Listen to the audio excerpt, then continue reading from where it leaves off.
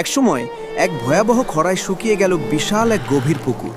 পানির অভাবে ছটফট করতে লাগলো সমস্ত মাছ। পরদিন সেখানে উড়ে এলো হাজারো তোতার এক ঝাঁক।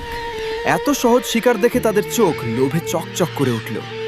একদল চাইল এই সুযোগে মাছেদের নিয়ে বারবিকিউ পার্টি করতে, কিন্তু অন্য দল বলল, লোভ সংবরণ করো, প্রকৃতিকে বাঁচাও। মুহূর্তেই তোতাদের দল দুই ভাগে ভাগ হয়ে গেল। লোভীরা মাছ নিয়ে উড়ে পালালো, আর প্রকৃতি প্রেমীরা প্রতিজ্ঞা করলো এই পুকুর তারা আবার ফিরিয়ে আনবেই। শুরু হলো এক অসম্ভব মিশন। পায়ে ছোট বালতি বেঁধে বহু দূর থেকে ক্লান্তিহীনভাবে তারা পানি বয়ে আনতে লাগলো। অন্যদিকে লোভী তোতারা শুকনো জঙ্গলে বসে আয়েশ করে মাছ খেলো আর ওদের বোকা ভেবে হাসাহাসি করলো। কিন্তু পরিশ্রমীরা থামলো না। ফোঁটা ফোঁটা পানিতে পানিতে ভিজল পুকুরের বুক। তারা নতুন করে গাছ লাগালো। কিছুদিন পর গরম আরো বাড়ল। লোভীদের জঙ্গল পুরোপুরি শুকিয়ে গেল। পানির অভাবে আজ তারাই ছটফট করতে লাগলো। আর ওদিকে